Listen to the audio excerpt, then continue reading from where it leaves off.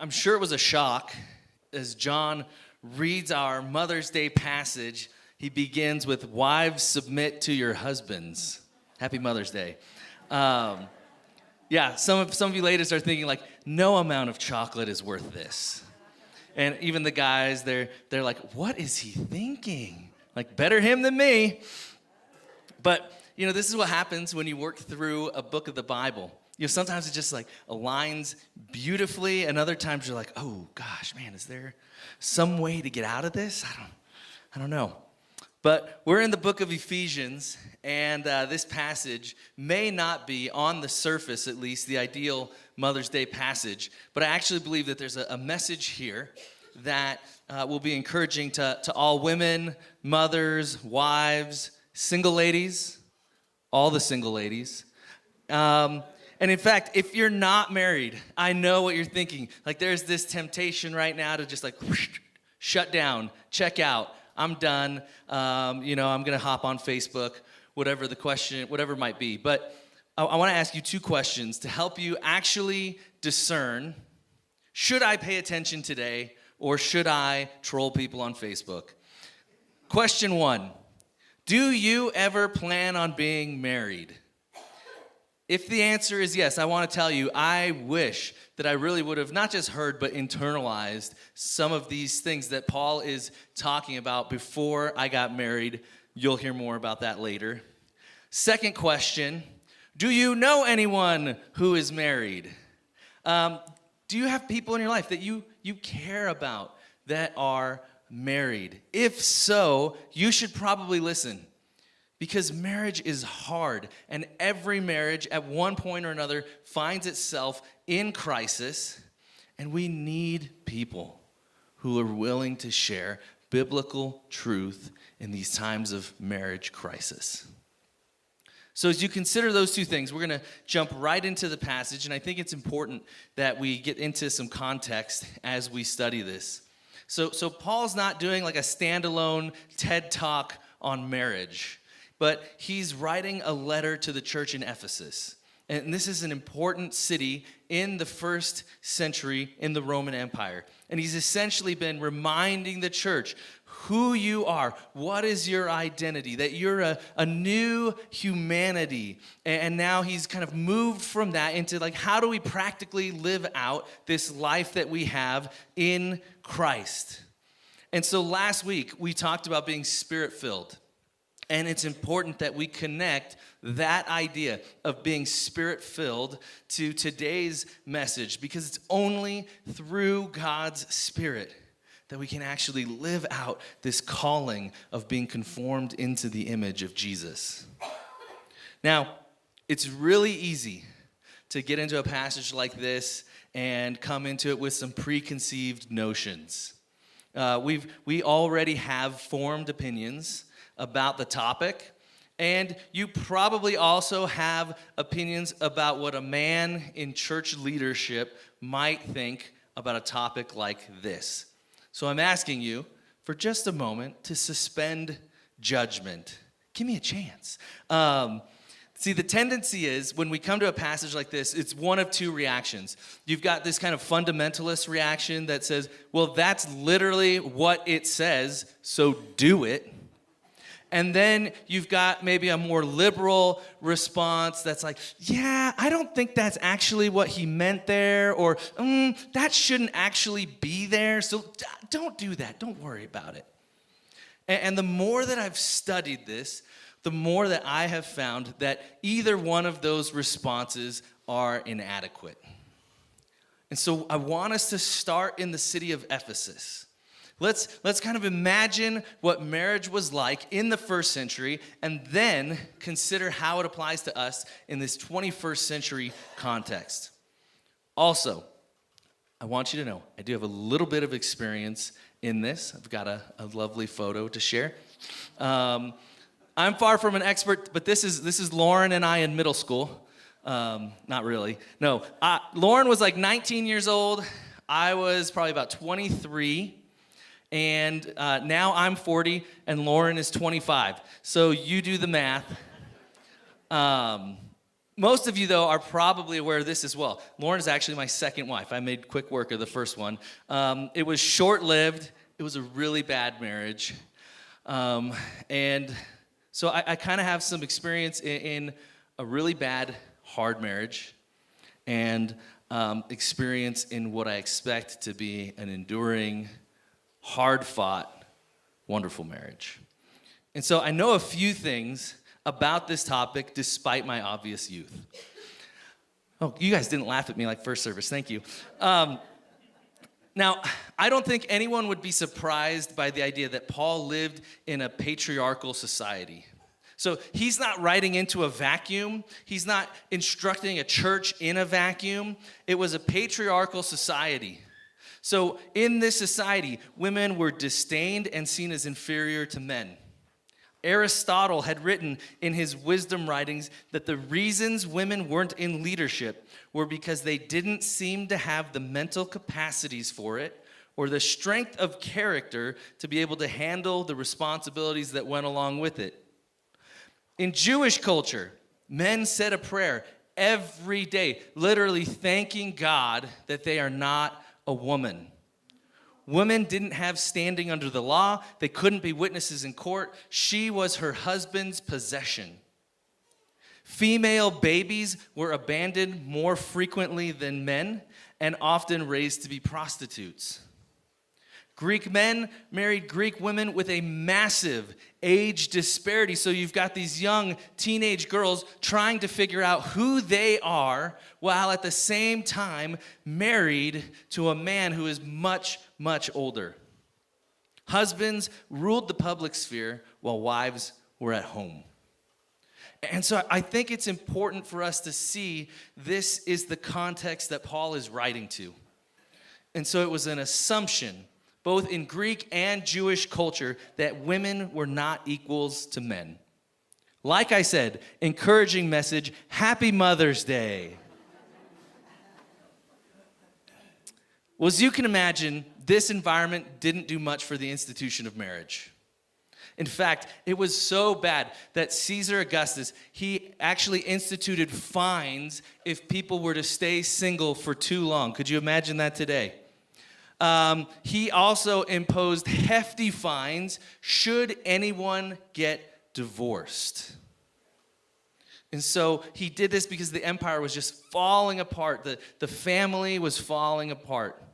And so it's really hard to articulate just how revolutionary Paul's teaching on marriage was. Whereas the cultural expectation was that the male would rule the household, Paul begins and ends with mutual submission. Gentleness towards children, which we'll get into next week, and instructing husbands how to love their wives rather than how to rule them. This was absolutely countercultural to them. And so what I want us to see is how Paul, he wove God's word into this cultural framework, and he brought a vision of marriage that I think is still incredibly compelling today. And before anyone gets triggered, I want you to remember this is all framed by mutual submission. So verse 21, Paul writes, "Submit to one another out of reverence for Christ." So marriage is about spirit-filled, as we talked about, spirit-filled mutual submission. This is not an issue of women submitting to men. It's an issue of both men and women learning to submit to one another in marriage. And the challenge that we have in our culture is that nobody views marriage this way, as the giving up of my own rights for the sake of you. Marriage in our culture is about getting my needs met. We live in a transactional culture, particularly when it comes to relationships. So concepts like self-denial seem absolutely crazy. Yet that is the command. Mutual self-denial for the good of the other. One author puts it this way. He says, there is something about losing yourself to another and losing themselves in you at the same time that defies our ability to categorize. Healthy marriages all have this sense of mutual abandon to each other. They have both jumped, in essence, into the arms of the other. There is a sense of mutual abandon that stands between them. If one holds back, if one refrains, it doesn't work. So marriage is not like this arms folded posture, like, this better be good. Or this idea of, well, when you start, I'll start. This is a mutual abandoning to one another. In the first century, men would have left church, and their heads would be like spinning. Like, what just happened? Like, what are you talking about? My wife is my property or possession. She's certainly not an equal, and she's certainly not someone that I have to submit to. Now, bearing in mind that we're honoring women today, I want to begin with the husband's responsibility in marriage. And again, this was a totally countercultural teaching. Paul is replacing this cultural narrative of power and control, and he's replacing it with servanthood and love. He's essentially saying that, hey, irrespective of the larger cultural conversation around marriage, the Christian marriage in the church must be built on mutual submission. So what does that look like for the husband? Mutual submission. Paul gives us three things. The first is it looks like sacrificial love. That the husband submits to his wife by sacrificing his ego and his selfishness to serve his wife. Verse 25, husbands, love your wives, just as Christ loved the church and gave himself up for her. Husbands, we are to sacrificially love our wives in such a way that it models the love and service that Jesus demonstrated for the church. And we look at the Gospels, like Jesus had this radical love for people. It was this love that just served people. There would be a conversation amongst his disciples about who is the greatest. And how would the conversation end? Jesus is washing everyone's feet. It's the kind of love where Jesus takes on the sin of others to the point of death. It's a burden-bearing love where he takes on things that may not even be his fault, things that are not his responsibility, in order that we might flourish. He lays aside his glory to give us flourishing. That's what we see in Jesus. And so Paul is saying to husbands, this is how you have to treat your wife. Why does he say this? Because men are instinctively selfish, aggressive, entitled jerks.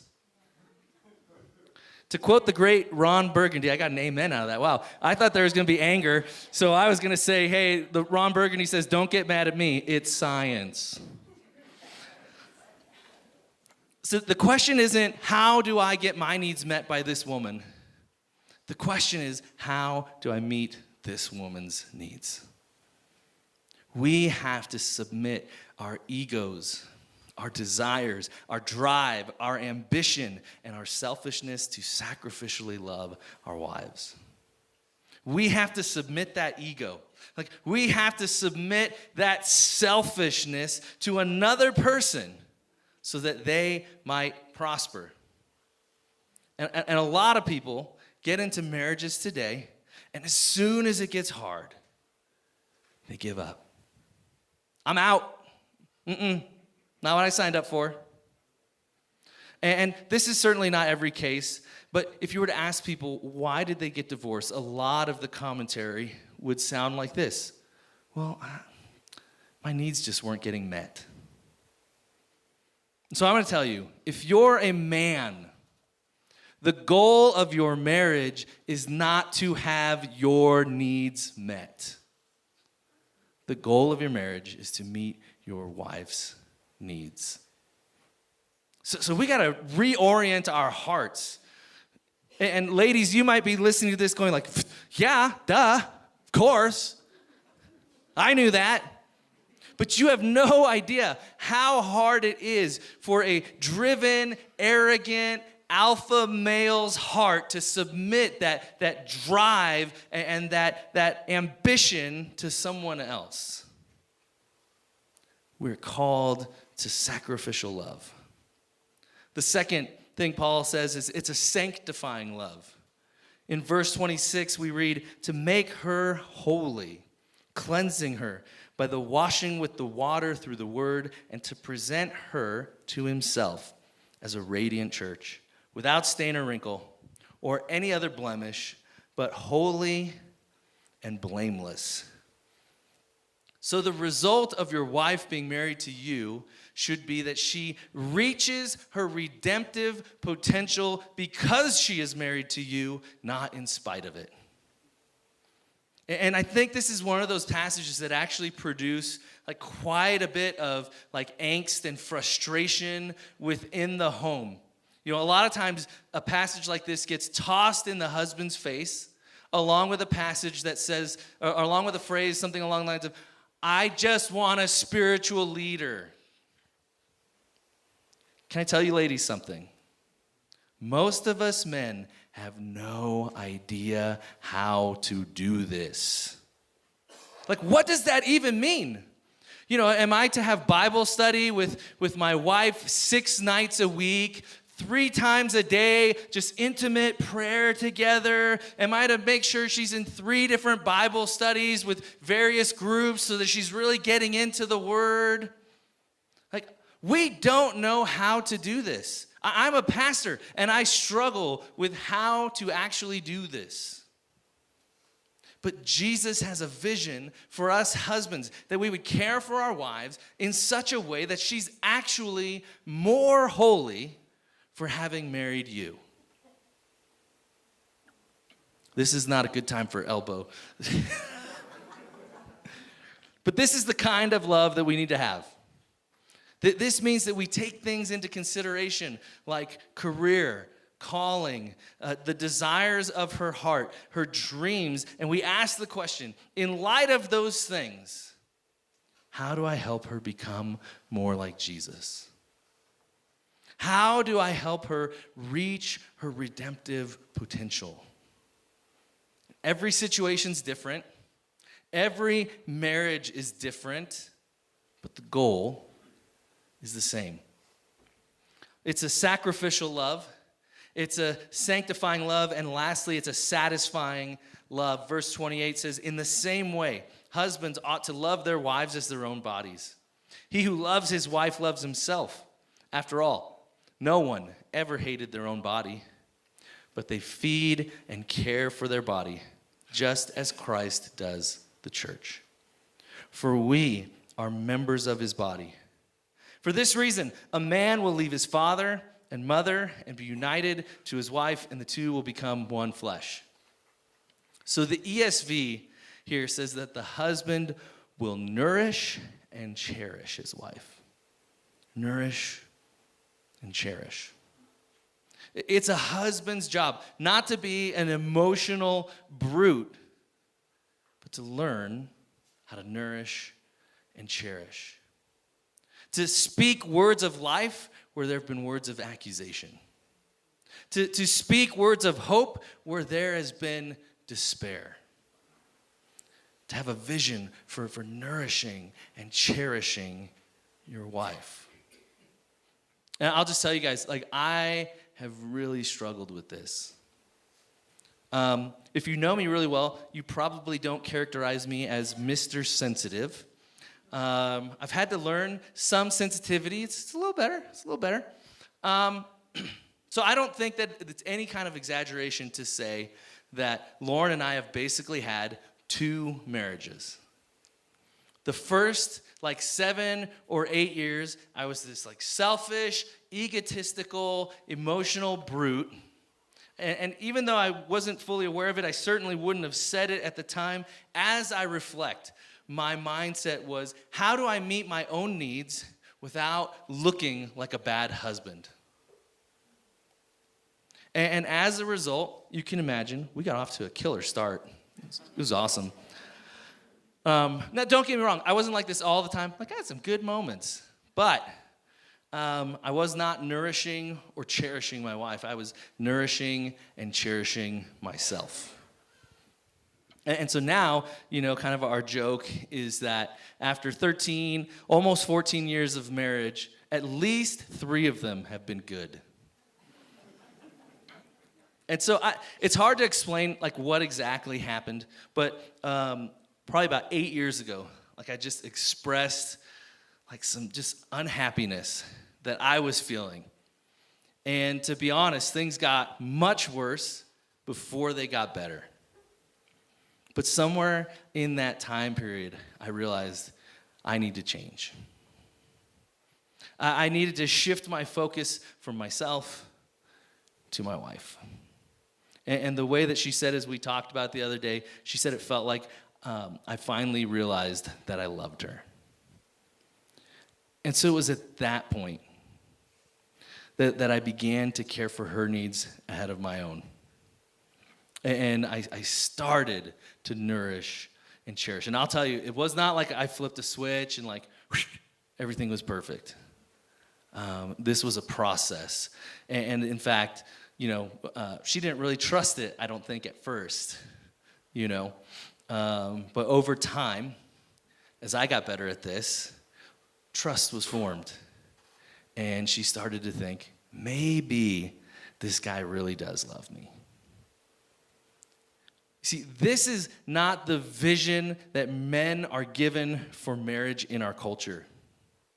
This is not the framework that we enter into marriage with. Spirit-filled, mutual submission means that men submit their ego, their drive, their selfishness, and their aggression to seeing their wives prosper and seeing their wives flourish. Okay, guys, take a deep breath. Now the wives. I know it's Mother's Day. Don't blame me. Blame Paul. This is what he wrote. But as we talk about mutual submission, what really is being asked of the woman? Verse 22, Paul says, "Wives, submit yourselves to your own husbands as you do to the Lord. For the husband is the head of the wife, as Christ is the head of the church, his body, of which he is the Savior. Now, as the church submits to Christ, so also wives should submit to their husbands in everything." So basically, Paul is reiterating what he's already said, this need to submit. He's reminding them of this charge to mutual submission that he's already given. So why is he doing this? Like, what is he trying to accomplish here? I think that he's reminding the wife that she is to submit to her husband's love. Not to a tyrant. That's not the picture of the husband.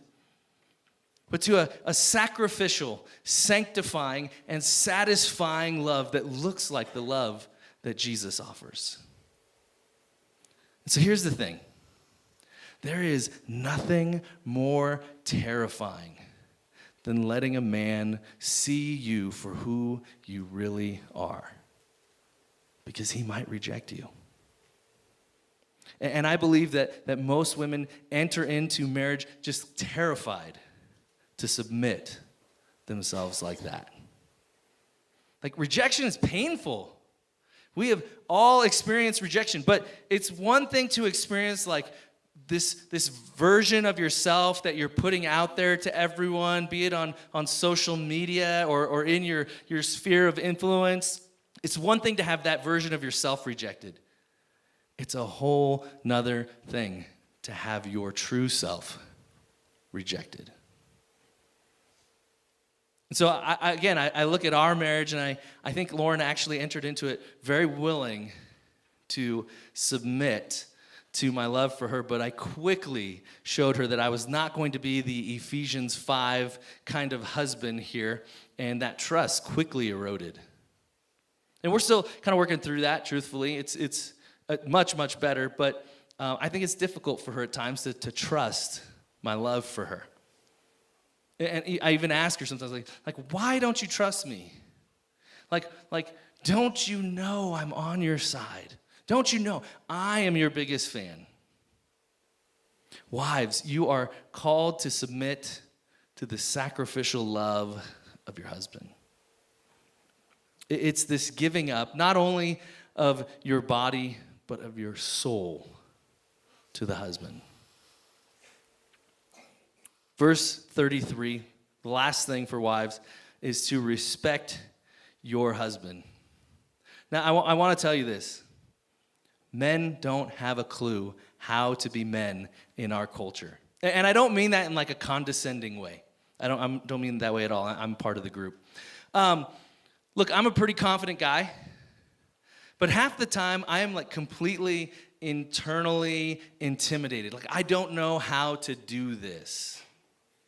And so if a husband's responsibility is to give up his ego and his drive, these things that he uses to prove his worth and identity in the world in order to love a woman well, like this is hard. So when a man decides he's going to do this, like really, really do this, it is going to be awkward. Like there's going to be this disparity between intent and result. So ladies, your tendency is going to be to say things like, is that all you got? Like, can't you get it together? Are you kidding me? But this is hard. It is hard to make these noble attempts at self-sacrifice. We're fighting like all of this pride and ego, and it creates insecurity. So if you see your husband making some kind of like lame baby step, give him respect. Like just say to him, dating game, strong. Or maybe it's just like, that was different. And I like it. Keep doing it. Respect him. Men respond to respect, not to insults or sarcastic condescension. Let him love you. He might be at a kindergarten level. Like, that's okay. Encourage that. Support him. See to it that you respect him. And if you do, if you cultivate respect, you will be staggered at what you reap.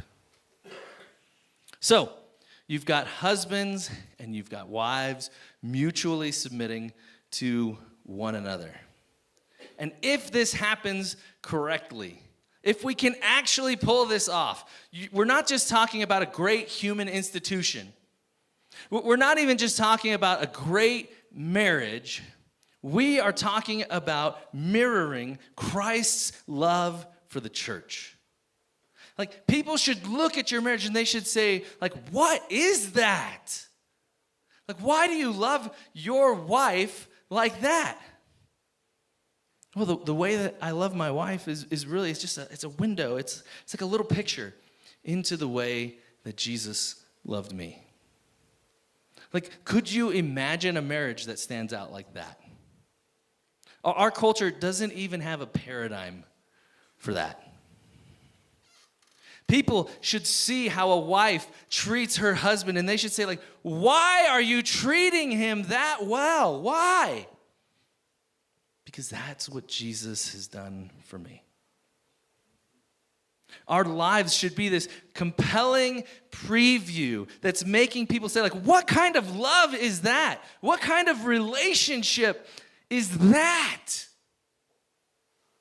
And it tells the story of Jesus. It tells the story of the church and the redemption of all things. So Paul's teaching was a controversial, subversive doctrine in the middle of Greco-Roman culture. As we bring this into today, into this 21st century, what does it mean? What does it look like? So I want to close with three things. Jonathan Haidt. It's hard to say. It's weird spelling, H-A-I-D-T. Anyways, Jonathan Haidt. He's a well-regarded psychologist. He's not a Christian. He wrote a book on happiness, and in it he depicts two different kinds of love. You've got passionate love and companionate love. And these are actually really pretty much what they sound like. Passionate love is like that raw sexual attraction. It's dynamic. It's invigorating. Like it's everything that drives Hollywood and the movies. And I will refrain from disparaging the Hallmark Channel on Mother's Day. Companionate love is described as the affection we feel for those with whom our lives are deeply intertwined. Companionate love grows slowly over the years as you begin to rely upon, care for, and trust each other. So if the metaphor for passionate love is fire, then the metaphor for companionate love is vines growing, intertwining, and gradually binding two people together. I know, my emoji game is strong.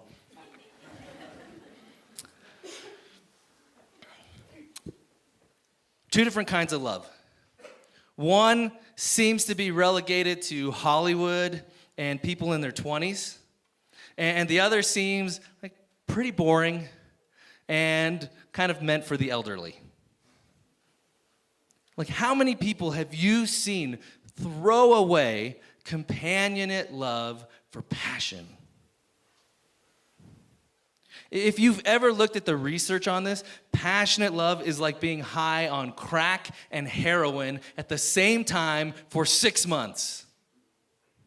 Like and then all of a sudden, it wears off. And you're left thinking like, okay, well, now that I'm sober, I'm not so sure about that person. Like all of the things that I was willing to deal with because I was on such a high, now I'm not so sure. And companionate love, it doesn't have all the feels, but over 60 years, it's the love that we all ache for. And so he illustrates this point with this graph. So on this graph, you've got one axis that represents time and the other axis that represents intensity.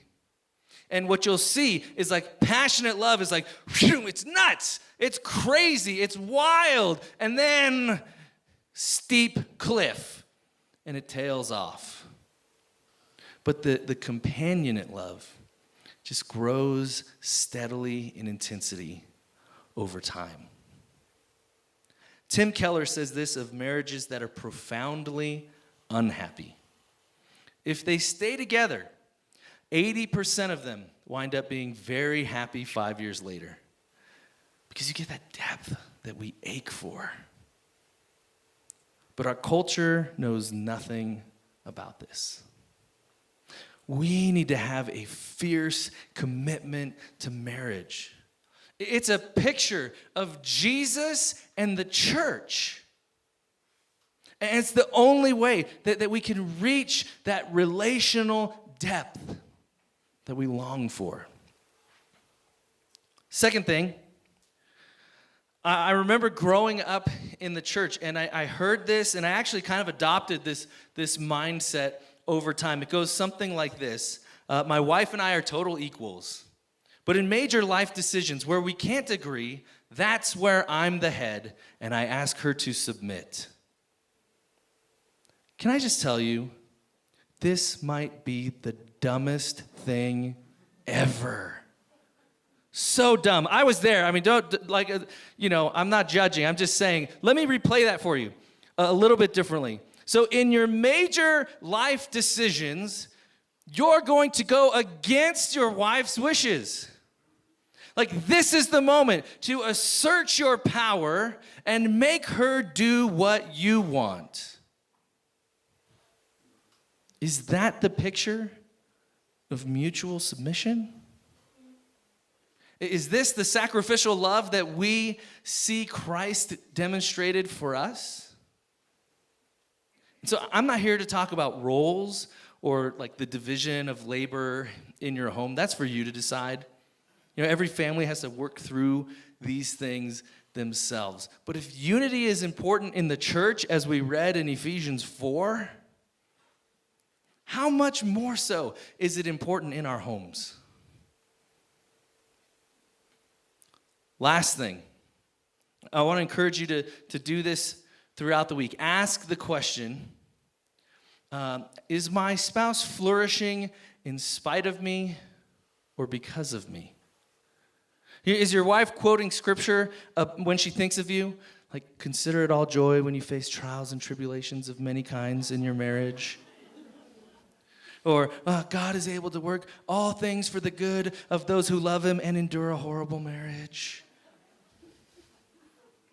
Is she flourishing because of you or in spite of you? Is he flourishing because of you or in spite of you? And so I'd encourage you, if you're married, to have a conversation about this throughout the week. Like, I wouldn't say today, Mother's Day, but to have an honest conversation. Talk about what you heard. Ask each other, like, hey, on a scale of 1 to 10, how am I doing in these areas? And how am I doing in this role of husband or wife? How do I make it better? And do it in love. So maybe you disagree with literally everything I said today. Like, that's okay. That's okay. What I encourage you to do is talk about that instead.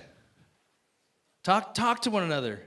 Like do the hard work of finding out and working out in your marriage, what does biblical marriage actually look like? Pursue that together.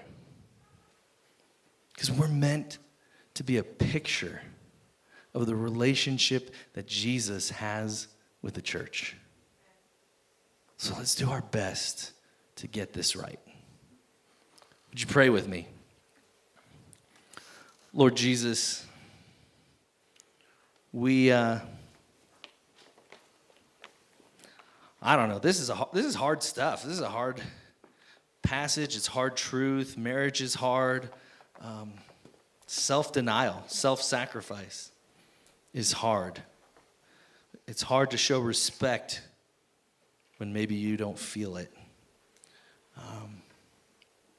So God, we just humbly submit to you. We humbly submit to your word. We can't do this on our own. We can't achieve this type of living and this type of marriage without your spirit to lead us and to guide us. And so, God, we ask for your help. I pray for every married couple here in this place, that you would do a work in their hearts and in their marriage, that you would help them be a reflection of you and your love for us. We love you, Lord. Amen.